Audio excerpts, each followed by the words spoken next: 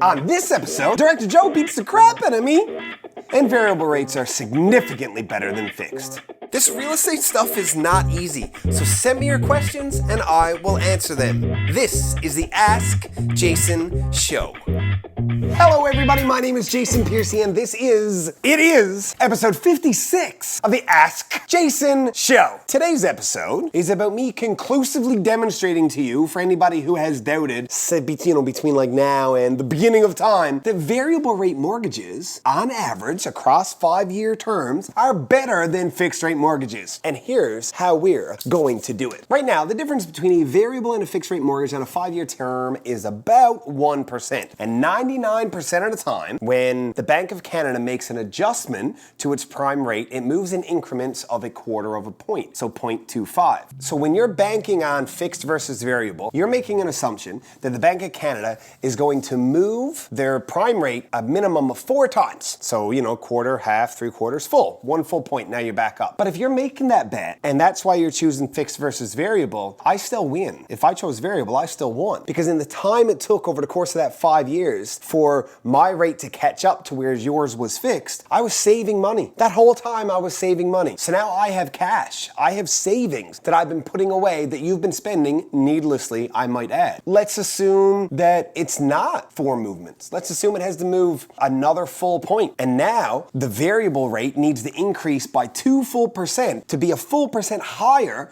over the course of 5 years than where you are at your fixed rate. So now you're banking on the Bank of Canada moving that 8 times. And now my rate is 1% higher than yours by the end of both of our 5-year term. Well, I just broke even.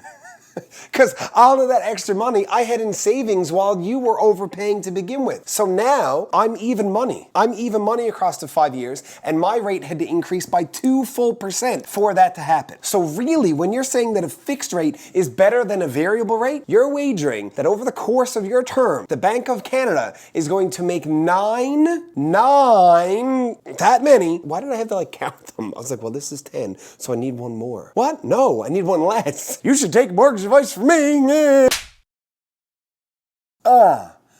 Now is a good time to put in that I'm not a mortgage, what do they call them? I'm not a mortgage broker or an accredited mortgage professional, and I don't work for a lending institution. Joe, that disclaimer just slapped me in the face. Where was I going with this? So anyway, talk to a pro when it comes to that stuff. I think that's it. Am I off the hook? Can you not slap me anymore? Don't give me the My voice when I'm making fun of Joe is the same as my wife's voice when she's making fun of me.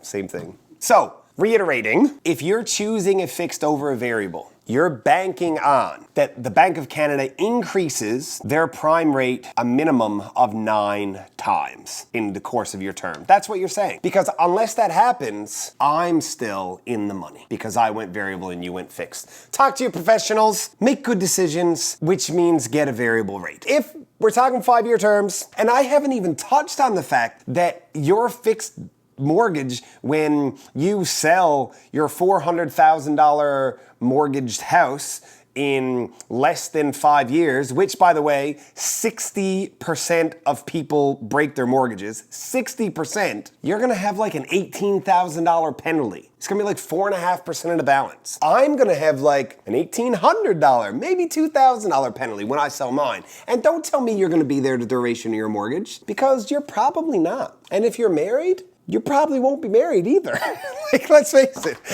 That wasn't a very nice thing to say. That is all that I have for today. I love my wife and my mom and all of the people and Joe, except when he slapped me. Oh, shit. We'll see you next time. The Ask Jason Show exists so that you can get good real estate related information from a resource that you can trust. Now, speaking of resources you can trust, here's a couple I would trust to work with my mom. Because good enough for mom, good enough for you.